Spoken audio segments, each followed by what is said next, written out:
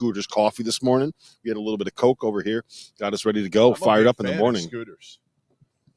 Big fan of Scooters.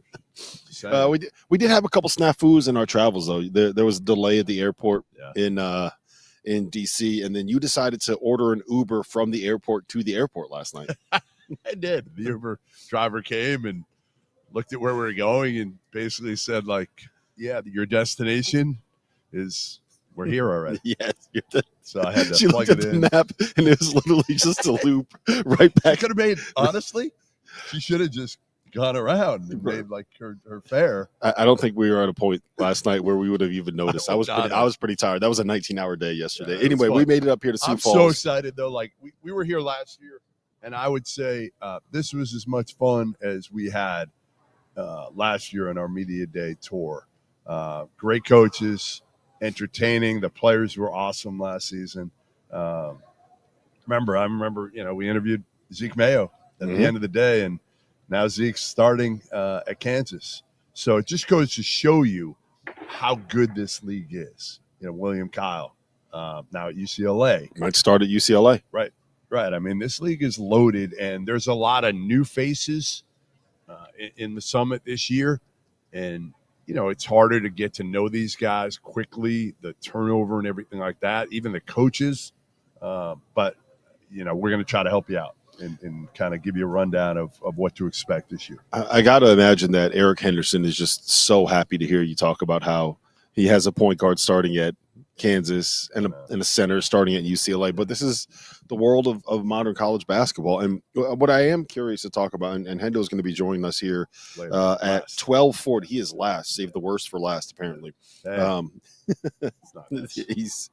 am curious to get his opinion on how he feels about I do think that there is a line of thinking when it comes to coaches at the level of like the Summit League, where you can be the place that these players go to get themselves ready.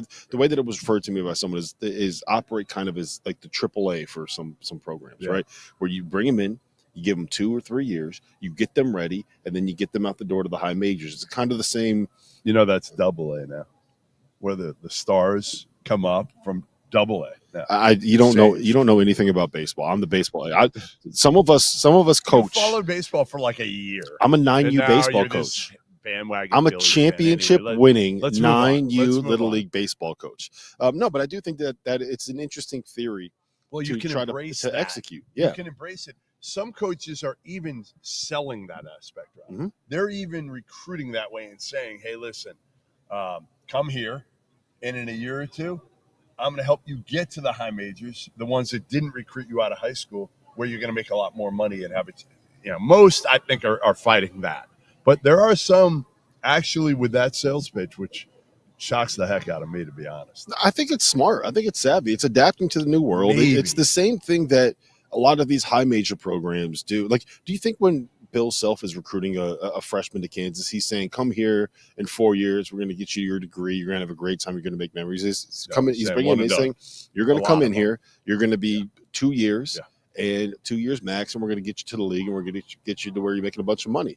And I don't think it's really any different when you're at this level trying to get guys to the high major level. It is what it is. It's a new world. I do think that there is going to be some stabilization of it. You like this new world? You and I really haven't talked about this. Like I've made my opinion fairly clear that a lot of it I don't like.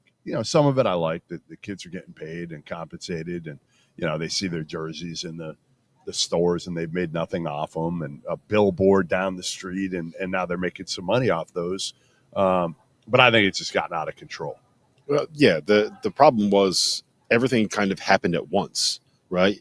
NIL became a thing at the same time that you could transfer without punishment, and then they took away the 2-year transfer rule, where the second time you had to sit out, and then you also got the 5th year of eligibility, and then all of the money's coming in because people were kind of tired of sitting in the house and doing nothing during COVID. So it was like an avalanche of everything that all hit at the same time.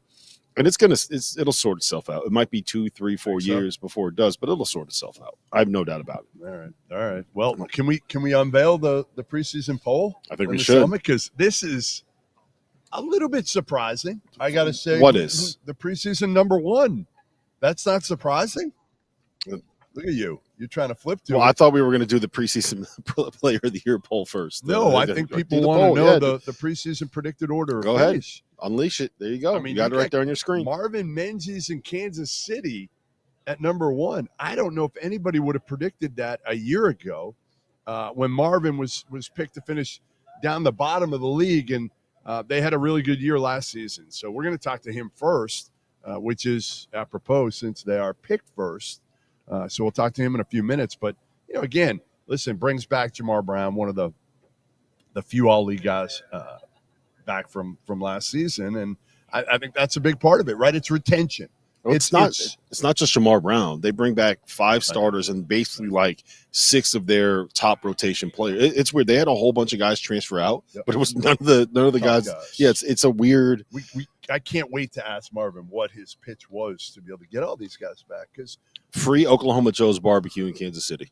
All right, maybe it was that. I don't know. Look, maybe it was. You got me. Listen, I'll be a Roo for life. Got to have something there, right? So what did Marvin do? Marvin learned, some stuff from Rick Pitino back in the day. Maybe he applied some of that. Second place was South Dakota State. Yeah, despite no losing surprise. Their 2 stars. It's just, even with everything that they lost, and I can't wait to ask Ken to break down some of these new names for us, because we don't know them, and I'm not sure he knew them. He sat a few guys last year. Mm-hmm. He brought in Oscar Clough, a big-time transfer who played in the Pac-12 last year. North Dakota State, 3rd. St. Thomas, 4th. What I think is really interesting is 6 teams earned first-place votes in the preseason poll. But that's the new kind of the new deal now. South Dakota finished 7th out of 9 teams in the Summit League preseason poll. Somebody picked them to win the league. Like I just got them out back. Yeah, just kind of back. It's retention and familiarity when voting for some of these preseason polls right now, because let's face it, even you don't know a lot of these guys anymore. A lot of them are mysteries, whether they're coming back down from the high major ranks, whether a lot of schools are going to the JUCO ranks now, especially in the Summit, because JUCO guys, Division II guys. Yep. No, you got to be creative these days. You got to be creative, especially, if you don't have a ton of NIL, you're not going to outbid some other programs, whether it's out west, Mountain West. Think about it. That's who you're fighting for some of these transfers. Your Pac-12, the revamped Pac-12 is going to have money. Mountain West is going to have a little more money than most of the schools in the Summit. So you've got to be kind of non-traditional in how you go approach this thing. And, like you said, JUCO, high school, a lot of teams in the Summit in these leagues have to go the route of the high school kids still, while a lot of the high majors are saying, like, we don't want those high school kids. Well, that goes back to my point. Like, you can go out and get some of these 3-star, like borderline top 100 kids and get them for 2 years and coach them up and then get them ready so they're starters. Or hope they don't do so much. Like, almost like I feel like that's where Kansas City benefited, is their guys were good, but they weren't like Zeke Mayo good. They weren't William Kyle good. Like, those are the guys that the high majors are going to pluck. They're not necessarily – now, they may try to pluck these Kansas City guys after this season if they win the league and they put up big numbers. Yeah, and Marvin might go with them.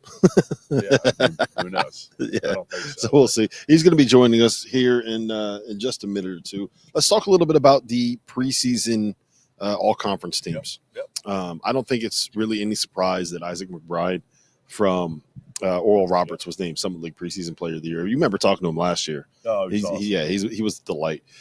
Kendall Blue from St. Thomas, Jamar Brown, we just talked about him, Trayson Eaglestaff, and Amar Koljahovich from North Dakota. Amar, I hope I got that name pronounced correctly, as well as Caleb Stewart from South Dakota. Second team All Summit League in the preseason, Oscar Clough and DeAndre Craig, Caitlin Gary, 2 guys from South Dakota State there, obviously, Markel Sutton and Jakari White from North Dakota State. Yeah, I mean, listen, again, McBride's been here, done that, right? Obviously, they didn't win at a high level last year, and that's going to be the differentiator for McBride this year. Can he win, postseason player of the year? Well, the only way he does that is if Oral Roberts fights for one of the top spots in the league. You can't be tied for last in the league and win player of the year. Right. That's not the way it works. And I'm sure it'll be interesting to get his take today on, what he thought of last season. Because again, personally, individually, put up good numbers, but obviously as a program didn't do what they were used to doing over the last few years. Yeah. Russell Springman was over here earlier, right as we were about to go live, trying to take your job. Yeah, Russ could do my job. You might be able to. Yeah. You can talk. You can talk.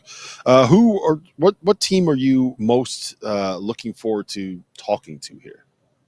I mean, again, I think they're all Johnny Tower at St. Thomas was entertaining as heck last year. I can't wait to see him again. A lot of these guys are guys that, again, I don't know if enough people nationally know about and give enough credit to what the jobs that these guys have done over the years. They're ball coaches, a lot of them. That's the beauty of the summit, right? May not be as much glitz and glamour. These guys are ball coaches. You know what I think the beauty of the summit is? Go ahead. Everybody likes to score, and not a lot of teams like to play defense. That's fun. That's fun too. That fits you. Yeah, it fits me. Right? It's fun. A lot of games in the 80s. I'm not going to complain about that. No, I mean, it is fun. That's what fans want to watch. People want to watch skilled guys who play fast, get up and down, and that's one of the things that this league has kind of been known for. Yeah, I'm interested to talk to the guys at St. Thomas because the last couple of years, you've seen they made obviously the transition from Division III to Division I 3 years ago, and you slowly see them getting better and better and better as the years go on, and now they're kind of their resources are terrific, but they're also kind of past the Division III point, so to speak. Like they've now kind of turned over that roster and turned over that program where you basically are a Division I program now with a whole bunch of Division I guys, and I'm very curious to see, how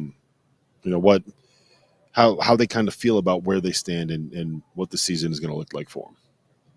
Yeah, I mean, listen, again, when you hear about the programs, when I talk to people around the country, I've heard this for a couple of years, like keep your eye on St. Thomas.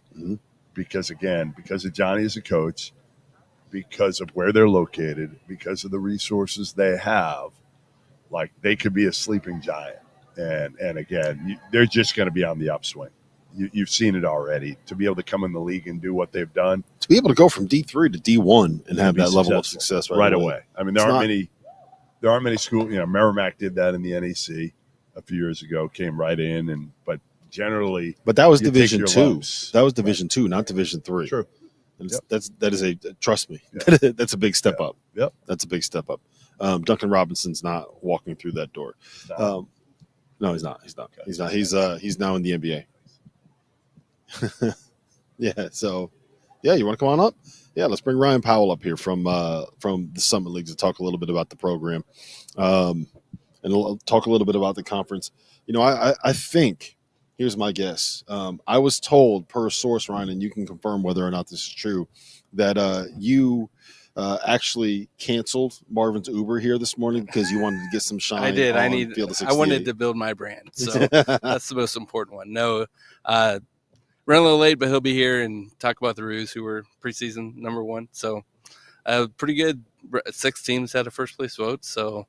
Were you pretty surprised? Interesting poll. Were you surprised at that or not really? A little. I mean, just with the landscape of college basketball, and we have Jamar Brown and Isaac McBride back, our only 2 All-League players. So I think there's a lot of parity this year, and that's kind of where we're at with mid-major basketball and Summit League right now. Where were you surprised in this poll? Who were you surprised to see? I don't know if I was completely surprised by Kansas City being top 3.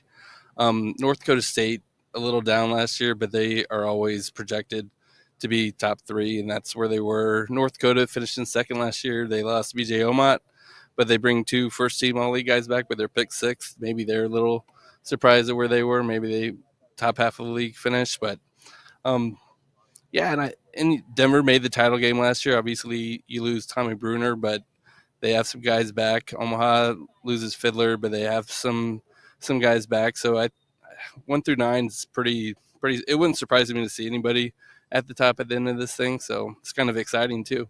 I don't think coaches even know yet. I think that's the beauty.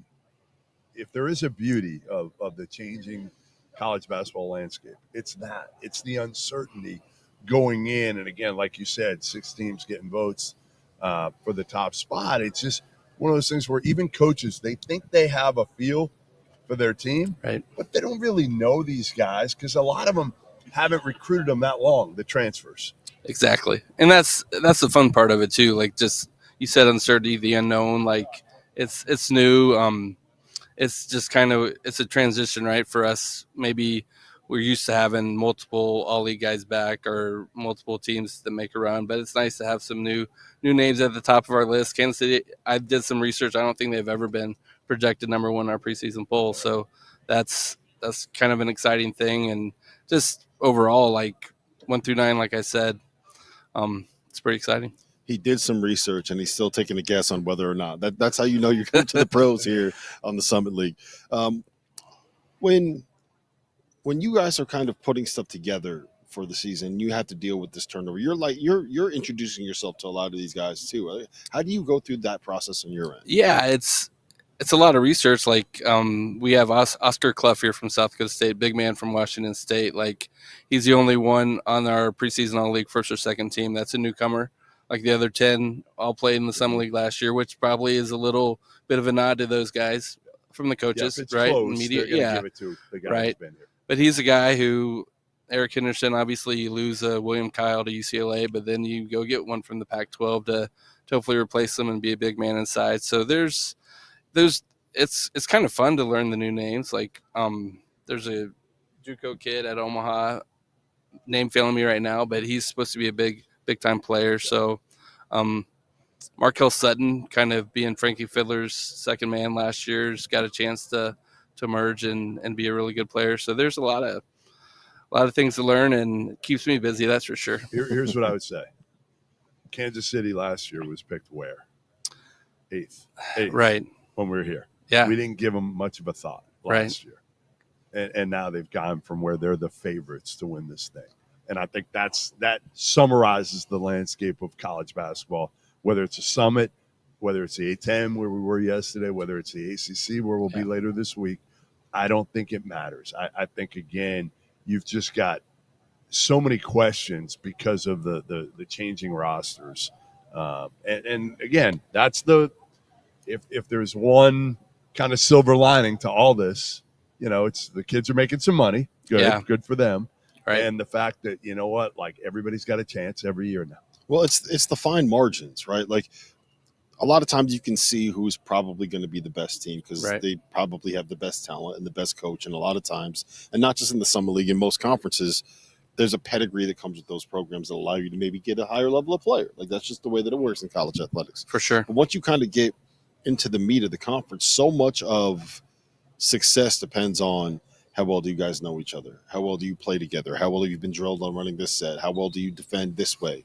And when you're bringing in so many new faces, there's always a gamble on whether or not you're going to be able to get everyone on the same page. Like, that stuff takes time. It is, and that's probably a reason Kansas City's at the top, because they have a lot of their guys back. Like, they probably have the most returning minutes. I didn't do the research, but just based on you look at it. Jason Petty was a freshman of the year. He's back.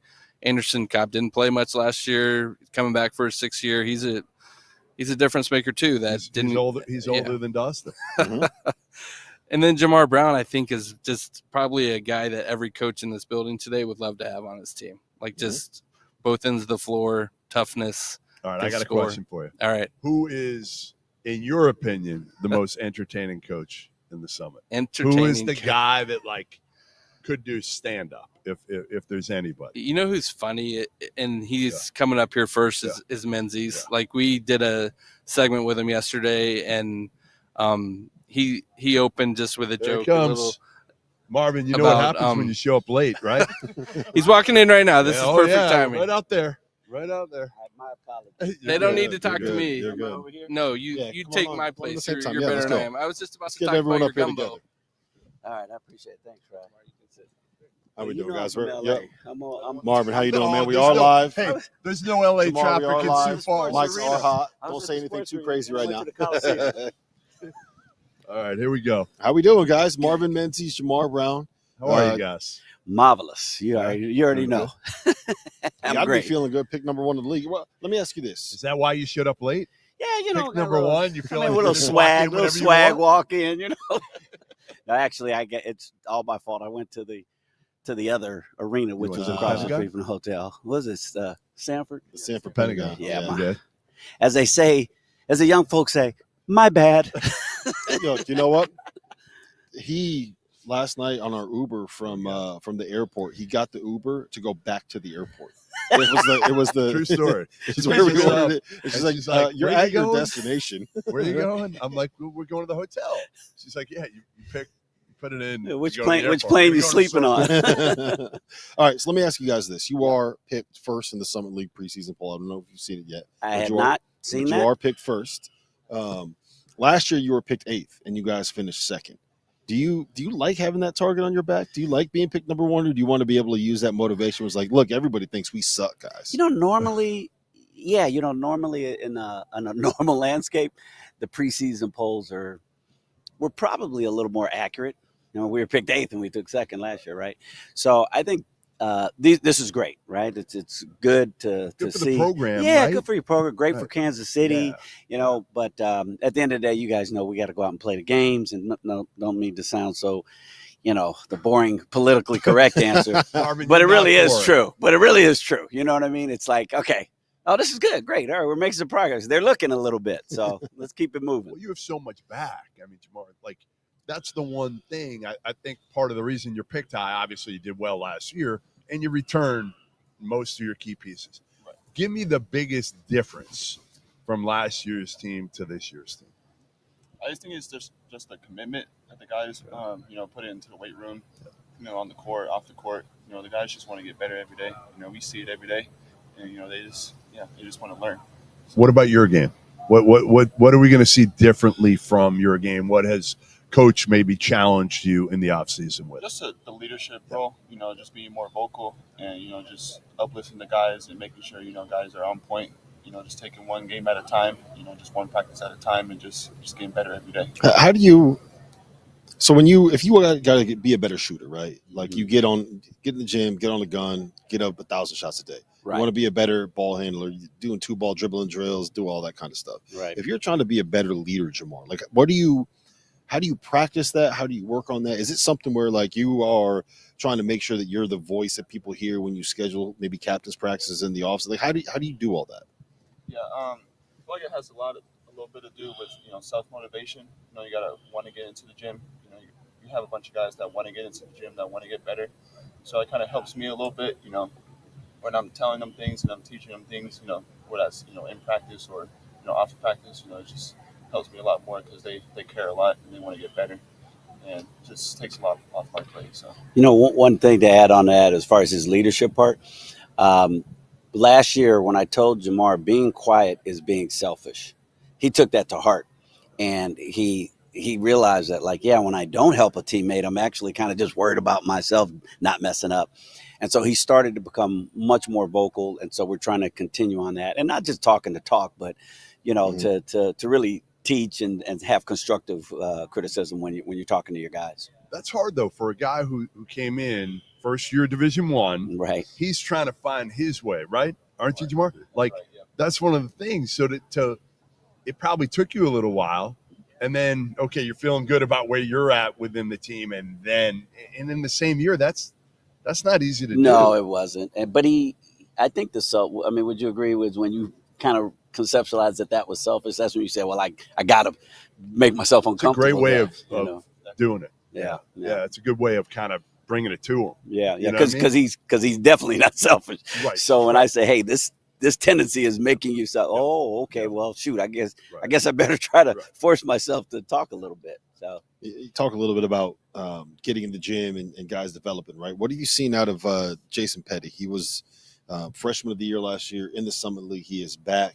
And I think if all things play out, he might even be like the 4th kind of big guard that you have. Like you got a lot of guys in that like 6'4" to 6'6" range. We do. We've been very blessed to have like from the guys. When we recruited them, we talked about vision, we talked about character.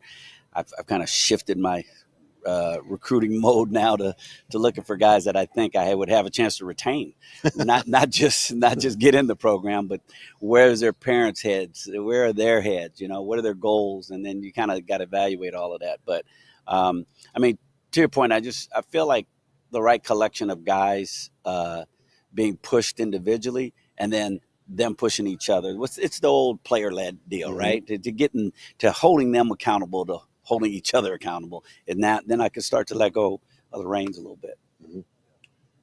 In terms of how you're approaching it with these guys, with having the target on their back.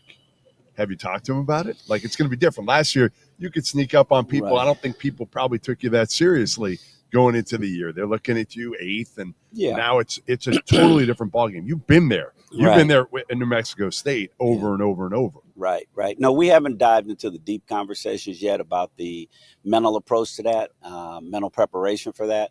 But I love the fact that we have a different challenge to put on their plate this year instead of the same mantra from last year. So, okay, we did this. I think the thing that's burning, and Jamar's made this clear to me and some of the other guys, is the way we ended last season. Yeah. So regardless of what the predictions are, we still got beaten the first round. And so we can't let that history repeat itself. And so we've got to, drive on that. All right, I got to ask you some health updates. Anderson was here last year. He was sitting right where you are, Jamar. Right. He got in. I think it was the wrist 2 years ago. Same wrist. Yeah, same wrist, same hand last year as well. How's he doing? Great, fantastic. One of our key pieces returning. I think we were one of only. Somebody told me this. Now, Jeff, I don't know what your stats. You could probably tell me the truth, but someone told me that we were one of, I think, 8 or 9 teams that returned all 5 starters. Yeah, I think it's 8 teams. It's something crazy like that. So, and then AK wasn't even in that mix. AK would have been the 6th one returning. Crazy. So when you look at all of that, we should be, picked towards the top. I'm a little surprised we got the number 1, but not surprised that people are watching and figuring it all out. That was the most coach speak way I've ever heard of saying, "Look, we are damn good. Like, you better put some respect on us." I'm gonna let you say that. You said it without saying it right there. What's the biggest question you have with this year's group? Is there something that you're kind of, if you had to say, hey, a weakness, a question, what would it be? I think there's every year you're going to run into, obstacles, curveballs along the way. We haven't really encountered those as of yet, but my experience tells me that everybody's playing right now, right? In practice, everybody's getting reps, everybody's playing, but it's going to get whittled down. And so mixing the new guys with the solidified guys in the program, and then making sure that chemistry stays positive throughout the trials of not playing as many minutes as you thought you were when you came to college. Hey, how much is NIL involved right now with you? Obviously, we know at the high major level, you're seeing the numbers. I mean, they're insane, back. Well, we have about a $2 million pool of funds for NIL, but most of the kids aren't taking the monopoly money anymore. So, we're going to have to really figure out how to find some real money instead of monopoly money. I was going to say $2 million would have been. No, we're the fact that you guys didn't start laughing away surprises me. Well, it was either a really bad joke or the number was too low. I don't know. We came in from DC. We didn't get a ton of sleep, so we're on a 2-second delay. Okay. Well, I'm on a longer delay to that by showing up late, so you're forgiven. No, okay. Seriously, because I think people would be interested to know how much it plays a part at this level, in the summit now, and how much time you invest in it. Because the high major coaches, they are investing. I don't know if you talked to Patino. Right, yeah, I have. But Rick's doing a lot of it. He's doing dinners a lot. He does them anyway. Right. No question. Well, he's I went and saw his practice and hung out with him a couple of weeks ago, and we talked about this very same topic. And it's obviously there's tiers to it, right? Yep. So in the space that we're in, it's important. However, I think how you run your program, how you develop your young players, how you, show them the culture that is not family just in recruiting. It really is. I think then you have a chance, because now, maybe those guys that can go get 70, 80, 90,000, 50,000, whatever it is, they say, yeah, I don't even know if that's worth it. I really like it here. So to your point, as you mentioned earlier, retention is a huge piece. We're dipping into that pool now. And we definitely have Kansas City definitely has the propensity to support us. So I think, being ranked first and then having a successful season could move the needle for us for sure. Jamar, you played in a league where we saw Zeke Mayo go to Kansas and William Kyle go to UCLA, and a bunch of other guys have a chance at a high major opportunity. And I'm sure that there were people calling your people, however it kind of plays out in the shadows, right, offering you opportunities to go to a high major program. And you're back. Why? I just saw You got all that $2 million NIL. Huh? He got the whole thing, but he signed an NDA. Let's move to another topic. Not at all. It was just I saw the vision that the coaches saw. We saw something that we were gonna bring back. A bunch of good guys. A bunch of guys that want to get better. Just improve, and throughout the season, realize that this is the place that that they chose for a reason. And, it's because of the coaches. The environment. Just the camaraderie that we have with the guys on the team. It's family, baby, for real. Yeah. It's not like just that's a unique. term for us. That's right? not that's not normal in college basketball in 2024 that people will put take a self-sacrifice, so to speak, to be able to have a chance to win something that matters with people that matter to them. Real quick to piggyback on the top of that, on the backside of that, when we talk about family coming in, when I got into coaching, that was why I got into coaching. And I said, if I ever strayed from that, I would just get out. We had a young man named Ben Copay. I don't know if you remember him, John. He was with us at UNLV. And I got a text from his dad last night that he just signed with Chicago, with the Bulls, right? For over $1 million, whatever. And he was almost a walk-on for us. But he stayed the path. We stayed in touch with him. We've communicated throughout the years and given him, just direction from behind the scenes.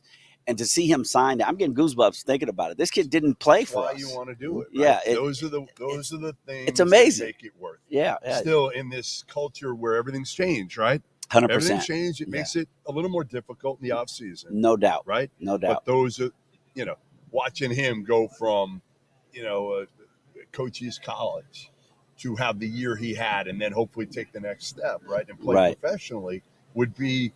That's why you do it. Well, no question. He was at Phoenix, right? Sorry. College, yeah. No Phoenix worries. College. I just don't want their coach. I just don't want their coach mad at me. But yeah, no. I think that, as you mentioned, the end game is what you want to put out there on a continual basis. You want that carrot at the end of the stick saying, hey, okay, well, this is why we got to keep working this. So you look at all these motivational clips that you get on your phone, and you get all these different things. But they're really true, and they're cliches and all that stuff for a reason, because it just takes the work. So it changed my whole recruiting strategy from looking now. We're in a different situation, so I'm looking for different things. You got to find the place that fits your institution. You at New Mexico State, correct me if I'm wrong here, but you're looking for the most talented dudes you can at that point. Am I wrong? 100%. Yeah. And now you really have changed. Yeah, you have to adjust. The old school thinking is not working unless you have the big bucks. If I was still at UNLV as the head coach, of course, I'd be able to go out and buy guys, but I would still probably look for a certain fiber of character that I don't think I paid as much attention to before, because I thought I could fix every kid that was broken anyway. So Jamar's sitting here looking at you saying, so what are you saying? I'm not talented. I'm just a good guy. No, I tell you what, he didn't have. I was 15 a game, coach. We're big time evaluators. Joe Esposito, Mike Bowden, and now we added Anthony Richardson to our recruiting regime. We've all done a really good job, especially Joe, when it comes to evaluating. The game that we were just talking about this the other day. The game that we actually offered, I think, was he didn't score. He had 0 points. Really? And they boxed and won him, right, the whole game, but we saw it. I went out and watched practices, visited with his family. Jennifer and Mandel are just great people. And you could just tell this dude's a winner, man. Like, boxing one, okay, whatever. But he didn't have 20,000 scholarship offers. So evaluation has also been raised the bar big time for us. So, Jamar, I got to ask you, your dad was a football player at Weber State, right? That's right. Your brothers are football players at Northern Arizona and Arizona UA, right? Mhm. Arizona? My Yeah. little brother is playing currently right now. So how'd you end up playing basketball? You didn't want to play football? You weren't tough enough for it? Is that what it was? Hold on. No, I mean, I just felt like, I really loved basketball, just from the minute I started playing it. And, I just felt like that was, a better option for me. Obviously had, offers and looks for football, but I just felt like the basketball route was best for me. What position were you in football? Safety. You were All right, safety? so we're going to do something later, Jamar, where I'll throw him the ball across the middle, and he says you're not tough. Have you ever heard of Ronnie Lott? Yeah. I want you to pretend like you're Ronnie Lott and just lay him out. I'll throw it right across the middle. All right. So hold on. Hold your hand up. Hold your hand up. See, he's got all 5 fingers. Ronnie Lott cut off a finger to play in the football That's game. right. That's right. Yeah. Toughest dude there was. Yeah. No question. Hey, I heard you had your first tomahawk steak recently. That's right. Yep. How was it? It was really good. Big time? Crawford's, it was real good. I hope he paid. In my hand. Did he pay? Yeah. Well, yeah, we pick first. I better pay. I don't know. Hey, I don't know what to say. I don't know what you're allowed to do these days. What you're not allowed to do anymore. No. Marvin. Well, Everything's changed so I much. think they finally eased up on you're able to feed their students. I think there was a bylaw that went through a I think couple years ago. these days- Hey, Marv, these days there should be no rules on anything. You can do ain't whatever kidding, want man. right You now. ain't kidding. They Right? need to. Matter of fact, if they leave to go get an NIL at another school, they need to pay us for leaving. And early, I got a We've buyout. said that. What We've about been that? talking about this a lot. Of there should be some sort of like transfer fee buyout that if a big time school comes in and scoops up one of your guys, Yeah, they got to give you 25, 50 grand something. it's only fair. Yep, It's only agreed. fair. If we're gonna be pro, let's be pro, baby. Totally. Yeah. Well, listen, Marvin, it's a pleasure, man. You too, man. Jamar, Good to see you. Great See meeting You're you. the best, JG. Great seeing you. We will be back. Russ Springman coming up next here, Summit League Media Day on the field of 68.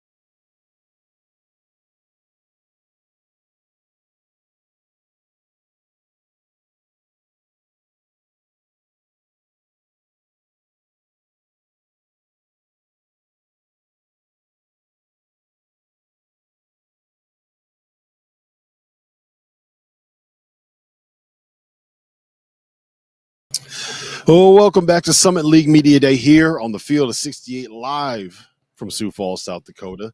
Jeff Goodman, I'm Rob Dawson. We have Russ Springman, Oral Roberts head coach, with us here. Coach, it was not the best season in the world for you last year. What did you kind of learn from your first experience as a head coach there at Oral Roberts? I don't know, how much time do you have? We got a lot, man. We got a lot. You are out at 10 a.m., so Yeah. you have exactly 21 minutes. Well, I could take all 21 with that question, but I won't. I think, the main thing I learned was how much better I need to be in so many ways. There's things that you prepare for as you're waiting for your opportunity that are basketball driven. And then there's other things that you have no idea are going to present themselves, and you end up in situations and you're learning immediately. All right, what do you do in this environment? And one of the many things I learned was how much you have to pour into the players in order to try to create a connection as best you can with your team. I was telling somebody earlier, I felt like when we played connected, we were pretty good. Mm-hmm. And there were stretches. We looked like schizophrenics at times, right? We were connected and we played well, and then we were disconnected and we didn't play well. And that was on both sides of the ball. So there were times where we were, capable of beating anybody. And there were also times where I feel like we beat ourselves before somebody had to beat us. But like I said, from calling timeouts, I didn't do a good job calling timeouts, substitutions. I played Isaac McBride and Kareem Thompson way too many minutes, lineups that I should have put on the floor that I intended to in the beginning of the year that I didn't. And I could give you a grocery list of things. But the short answer would be I just have to be a lot better. That's the bottom line. I mean, you've been doing this so long as an assistant, Mm-hmm. waiting for this yeah. opportunity, right? You get it, and the expectations for this program were so high. Oh, yeah. I mean, that's the hardest part. Like, you knew with everything you lost, obviously Max being the key piece, it was going to be hard to live up to the expectations, especially in this changing landscape. Oh, no question. Right? I think so. Like, I know you had your expectations were pretty high, but again, like, you're putting a lot on yourself. Well, no, and I appreciate you saying that. I mean, we lost 4 of our top 6 contributors, right? And then, the other part is from a player standpoint, just like I had to adjust to a new role, Isaac McBride and Kareem Thompson had to do the same. So I don't think people realize how hard that really is. And it's hard to equate it to people to understand. It would be like, all right, all of a sudden you're playing quarterback and now you got to go be a receiver, or you're a running back and now you got to be a quarterback. So Mackey's role changed. And if you looked at how he played against UT Arlington and the shot selection to how he finished the year, night and day difference. But there was a lot of growth that needed to occur. Kareem Thompson went from being, like a third or fourth option to, hey, we need you to be a secondary ball handler, more of a decision maker. So again, but part of that growth was good, but part of it I should have managed better because I needed to give those guys breathers in order for them to be who they needed to be. And I just played them too much. I didn't have confidence to the degree I should have, and some of the guys on our bench, and I ended up, those guys ran out of gas, man. Yeah, and somebody had told me before, back in whatever January, but at that point I'd already dug my heels in, and I thought, look, like we have to go with these guys, but again, I should have used timeouts to rest them. I should have done different things. You learn. You learn. It's year one. Yeah, God willing. Like I told people, I made a lot of mistakes, and God willing, I won't make the same ones. I might make a new list of them, but hopefully they won't be the same ones. I love your honesty. I mean, how many guys? Not a lot. And that's been Russ's entire life. Got a lot to learn, man. Like you can prepare for so many of these things, but then you're evaluating your team, and that's different. And I believe this, when you're an assistant, you can be more myopic, right? You can focus on a much smaller picture, right? Like, how many guys do you deal with outside of practice? 2, 3, right? Because typically your staff is broken up with those player responsibilities. Nobody gets 3 or more. You're dealing with all of them, and it's all the time. And that's a good thing, but the amount of time that it takes to manage that back to connection is really, really important. And then evaluating constantly, all right, well, where are we with this kid? Where is this kid mentally? What challenges is he facing? And that's just on the court. You don't even get into off the court. And that's a whole nother conversation. Got 5 transfers coming in from the Division I ranks, another JUCO transfer. How have you tried to acclimate them to what you want to do and maybe get them within the culture of the program, because I feel like that's always the most difficult part, right? If you don't have all these guys coming back, instead of being able to just throw out 5 returns and say, show them how to run this, you got to teach everybody how to run each set. You have there's more to it than I think people realize on the outside. I think it began in the recruiting process, and I don't mean this to be disrespectful to any of our prior players, but when I got the job, and then you get thrown into the portal right away, and don't get me wrong, you end up thrown into the portal no matter what, but it was like a microwave where you're dealing with a large number that you're trying to, get and manage. So we went through it really quickly, in my opinion. And for me, I didn't dig deep enough to learn more about people. So this time around, I told the staff, hey, look, I don't care if it takes longer. And if we lose somebody in the process, that'll be okay. But the bottom line is they need to love to play. Now, obviously, character is non-negotiable, right? But they need to love to play. They need to be extremely competitive, because I think those things lead to more of a commitment to themselves being the best versions of themselves that they can be, commitment to working, right? I think when you get those 2 things right, you get so many other layers added to that. And then the last piece was they got to want to win, right? It's we over me. And I think that was one of the biggest things that at least we attempted to evaluate, because then I think if you have those 3 things in place, back to culture, you're dealing with, we want to focus on competitive, committed, and connected. Those are the 3 pillars for us.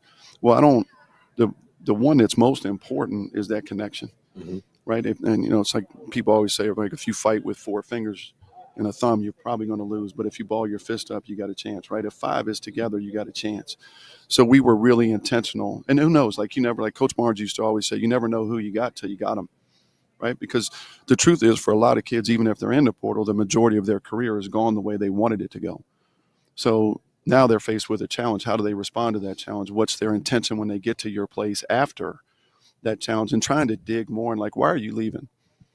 What was that really about? And see if we could figure out, to the best of our ability, who fits those 3 areas the best, and then let's move forward with that. All right. Well, let's test that out. All right, Goodman, come stand over here next to Russ. I want you to slap him open-handed and then punch him with a closed fist, and let's see which one hurts the most. It's like that tortilla slap challenge. I'd rather watch Russ do that to you. So the other question I have is, when it comes to roster building and roster management, you got a guy like Isaac McBride, who preseason player of the year. We knew he was going to be good last year. He was as good as we thought he was going to be. Everyone knows how talented he is. You got him for another year, 1 more year. When you're building your team, how much are you thinking, okay, I need to get guys that will fit around him, but then also trying to say, well, they're going to be here for a couple more years. So what happens when you don't have that kind of full, you know what I mean? There's certain roles that you look for when you got a guy like that maybe you're not going to need when you don't have a guy like that. So how do you kind of balance those 2 aspects of building a roster versus building a team and a program for longevity? Well, I think, I don't know if you can build for longevity anymore.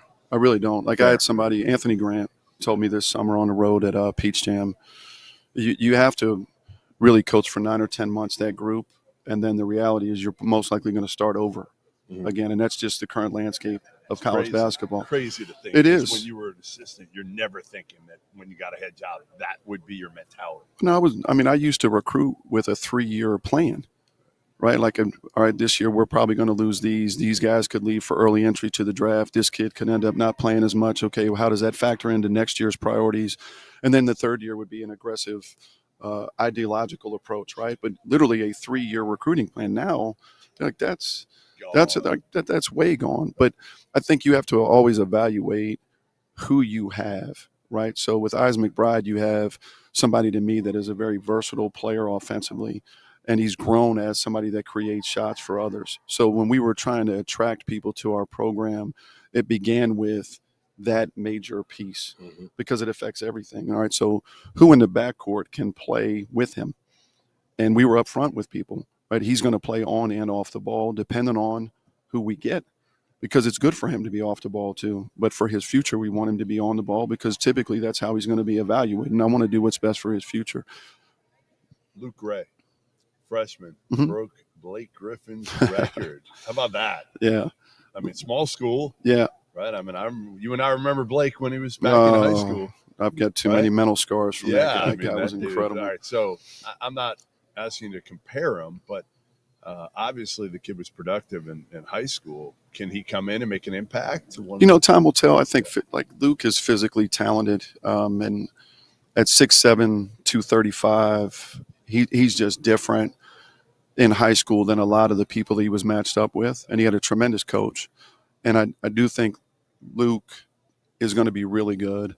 It's just going to take time, and I think part of it is people look at that right away, and there's this expectation. Unfair. Yeah. But it's like, Blake Griffin, I think, was a player of the year, right, in college basketball. I know he was a heck of an NBA player. And it's like, hey, let's just let Luke be Luke. And again, I get it, but it's like it's not, and I'm not saying you, but it's not in the state. There's this perception like, oh, he's just going to be dominant. It's like, no. Like, let Luke be Luke. They're very different. And and just let him develop. And I've told Luke, like, look, you just be who you are and embrace getting better every day and let the rest take care of itself. You don't need to be compared, right? But he's a freshman. I told him after the first week, like, you could just tell my man's head was spinning. I said, you feel like you're in a blender, right? And you can't hit the pause or the change speed, and it's just doing this. And he's like, coach, and I'm like, it'll slow down. But unbelievable kid. Like, he's one who's got a phenomenal story. I mean, and I don't even know all of it, but it's by God's grace that he's even in college. I mean, I'm telling you, man, his past is I won't get into it, man. It's unreal. Like, it should be a book. Well, listen, Russ, it's been a pleasure, man. Did I use all my 21 minutes already? It's always great. Well, our man over there, the man with the sign, see, he's got the sign up. See, what's he got? It says done right there. See, he tells you when we're good to go. Yeah. Well, I guess what they wanted is they actually wanted the talent to come up. Oh, yeah. There's no question about that. Yeah. There's no doubt. Trust me, I know my role. Yep. Great seeing you, man. Isaac, good seeing you, man. Yep. Come hop in. Good to see you again. We are live. The mics are hot. Okay. So if you're gonna say something crazy, I don't think Isaac's gonna say anything crazy. Exactly. That's right. Before you hammer coach. Isaac, what's going on, man? What's going on? Preseason Player of the Year. Yeah. In the Summit League. You were kind of expecting that, weren't you? No, not at all. Actually, when we just got in here, I was half asleep, and then I went to go look for the cinnamon bagel that I had last year because I was excited for that. And then Josh and Duncan, they told me that I was preseason player of the year. But to be honest, all glory to God, not in a cliche way, but that's the only way. I mean, for a person like me with the story that I have, I've never been on the first team before. So to go from a guy that's never been on the first team to preseason player of the year, I mean, that's a blessing. That's an honor. But, I mean, there's a lot of work to be done, and there's other guys that can end up winning player of the year. But that's not what I'm concerned about. I'm concerned about trying to win a Summit League championship at the end of the day. So, I mean, but I appreciate you guys or whoever voted, thank you. But, there's a lot of work to be done. It sounds like you were actually concerned about the cinnamon raisin bagel. Did you get it? I did. It's over there. It's been eaten. It has definitely been demolished. And, yeah. So take one to go later. I probably will. I probably need to chill with the carbs until I get back to the crib until I can work out some more. But, the bagel is amazing, though. I hope you guys can get one. Yeah, but I'm going to go grab one in a second. I did want to ask you. I'm glad you brought it up because I was told that last year, because you sat up here with us last year at Summer League Media Day, and I was told that beforehand you were like, Coach, I got to get a workout in. So you went to the gym before Media Day, then came to Media Day? Something like that. I think it was like a little break or something before. Tried to go this time, and the person was like, oh, cheerleading and volleyball and this and that. They have the gym. So I was just like, I didn't want to, put our guy Mamo through any more searching for gyms around South Dakota. But I mean, I would have loved to go on this time, but there were some restrictions. But whenever there's a gym or something to get in, like I don't like to, miss days. So as soon as I get back from the plane today, I'll go work out. Do you want us to put like the hoop down here? If I'll put a hoop down, we can get straight to it. We can go start out with ball handling, get some shooting in, some pick and roll reads, things like that. But I wish, I love working out. It's a way that not only do I love basketball, but it's a way I kind of cope with life and things like that in a healthy way, though. God's giving me the sport, so I just want to be able to, put in my work and steward, the gift that he's given me. So I just love basketball. I could talk basketball all day long. You guys probably could too. And so that's why this is y'all's job. Yeah, we do. Yeah. All right, so my big question for you. Coach kind of said, hey, listen, he made some mistakes last year, first-year head coach, one of which was wearing you out a little too much, playing you too many minutes. Yeah. Didn't trust the bench as much. What was last year like for you? Because obviously you had a good year individually, but as a team, Yeah. didn't do what you wanted. Well, I mean, yeah, when you do individual stats and then you're not winning games, that really doesn't mean much. Obviously, yeah, like it's a blessing to be able to see that the work that you put in, individual work, can show on the court.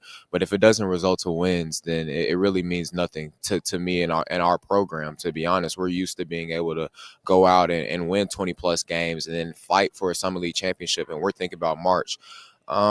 You know, Coach is a very humble guy, and he's appreciated for that around the coaching world in college basketball because of how great a guy he is. His relationship with God allows him to remain in that, and I believe that sometimes he's too hard on himself. Coach thought he played me a lot, but it's every kid's dream growing up to play every single minute. But being effective, I could see myself dwindling down by the end of the season. What the coaching staff has done this year and being able to recruit guys that are able to be more versatile, guys that are ready from JUCO, things like that, you know, utilizing the transfer portal in that way will help take a load off of the guys that are returning, like me, Sir Isaac Heron, Josh Jones, and we're able to play more freely. So I think Coach thinks that he made some mistakes, but we all have to go through trial and error so that the second go around can be greater than previous years before. So I think Coach Bream has done a great job. He was last year. And I'm like, I'm blown away. Hey, you want to just host the show from now on? Man, I wish I tell you guys, if you guys ever need a third guy or you guys ever have a referral, don't do that. Come on, no, man. this guy right here is amazing. This guy right here is amazing. My man, see, But no, I he's got appreciate my it. back. Yeah, I got his back. No, Yeah. like it's true though. Like your maturity, you didn't come into college like this. Well, right? Like no, I mean you we went all through a come, lot. we all go, yeah, we go through a lot. But I feel like also too though, like my parents have done an amazing job with my sister and I about teaching us like give credit where credit is due. And I do think that, you know, when I have a coaching staff like I have, and then a community back in Tulsa as the ORU community, that you have to give credit where credit is due. I wasn't always like this in terms of, you know, like trying to be able to think about others in a sense, team. But now that I've grown and I've been in such a loving community at Oral Roberts, and I've been around Coach Bremen for 3 or 4 years, and Coach Paul Mills and Coach Patterson and guys like that, Antonio Bostic, Coach Lewitt. I have to shout out every coach if I'm going to shout out a coach. But, you know, being around Coach Dave, all those guys have really helped me and instilled, you know, values that I can be able to take. So, yeah, I mean, this community's made me. So I wasn't like always like this. But That's yeah, cool. back to the question that I was saying with Coach Bremen, and I know you guys have a time limit. Like you have to admire him being honest about, you know, his shortcomings, but they're not really shortcomings. You have to go through it. So he's gonna have an amazing year leading us, and we'll look up to him and we'll go as far as Coach Bremen leads us. And so yeah. The guys you got coming in, some of the transfer pieces, who's impressed you so far? Who has looked good in summer workouts? Who's looked good in fall practices? Man, like this is the generic answer. We're about to get the coach. Yeah. Well, no, I'm gonna give you a real answer though. Like, all right, go ahead. Like everybody that we brought in from the portal can go. Carlos Rosario from Drake, killer. Sam Alajiki, killer. Darius Robinson. I'm being honest with you. It's my time to be able to get out of college basketball because the talent coming in right now is ridiculous. Darius Robinson, the truth. Like those guys, and we have more guys, obviously, off the top of my head. Freshman, JoJo Moore. I'm going to be honest with you guys. Like, you talk about a Summer League De'Aaron Fox.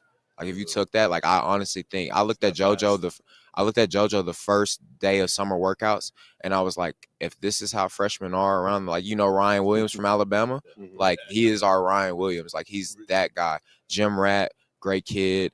That's all of our guys. And I know I missed one, but Toki, we call him Toki, Matt Thog. I don't know how to pronounce his last name as well, so I'm not going to butcher it. He comes in raw ability. He wants to learn. He rim runs a Clint Capella, but he's 7'4". Like, you can't teach that. And so he has amazing touch. All the guys that we brought in from the transfer portal and the guys that we've recruited from high school are ready to do amazing things on the floor, and they're great people. So it'll translate on and off the floor. They'll add value. What are you doing to help them get acclimated? Because I do think it's going to be a little bit of an interesting dynamic. We just asked Coach about this. You know, you're going to be a 20-point-a-night guy. You're going to get a lot of shots. There's going to be an offense built around you because you are that talented, Hopefully right? He doesn't have to score. Yeah. How if do I don't and we win, I'll be fine. Yeah. Well, what I'm saying is, like, how do you help them get ready? Because it's going to be a unique way of playing when you got a guy like that, right? It's different than if you have 3 guys averaging 13 versus a guy averaging 20, a couple guys averaging 8, 9, 10, whatever it is, right? How have you helped them kind of get used to what it'll take to play on this team next year? I mean, to be honest, like I told y'all last year, like I don't want it to be like expect for me to have those. I would rather be 15, 14, 13, and win.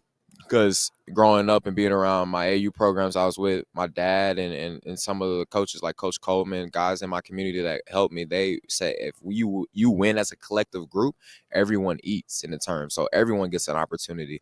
And I think the misconception is, for you to have a success going on in basketball, you have to have this amount of stats. No, people look at the overall team and the talent and what they add. But for the guys coming back on the team, there's no message. I just try to be able to be the leader for the team. But throughout the summer and throughout the off season, I kind of scaled back on trying to do too much aggressively, like offensively, and let other people get acclimated and be aggressive within. So, I mean, there's no like secret. Obviously, I'm a returner coming back, and I've been a part of the team and focal point. But for the guys coming back, we just encourage the other guys to be themselves and be aggressive on the floor and don't second guess anything. Don't take a backseat to anyone, God's giving you talent, so use it. So we're all going to put that in the melting pot, mix it together, and hopefully the gumbo turns out good. So that's one thing Russ said is that's gotten better in your game even last year from start to finish with your ability to make people better. Yeah. Well, listen, the sign is up. Your time is done. Yes, sir. I appreciate it's you. always a pleasure, Thank man. you. It's great seeing Appreciate you guys. Best of luck this season. Yes, sir. Appreciate and, it. And you have a standing job offer here on the field of 68. Man, when the ball stops bouncing, you come let us know. Y'all hear that? Yeah, lock it in. Like anything said on Summit League Media Day, got to be true. Got to lock it in. Thank you, man. We have Denver coming up next. Looks like we're gonna get all of them. I think we're gonna do. Yeah. Why don't we go just coach first? Yeah. we'll do the two players. Coach first and then two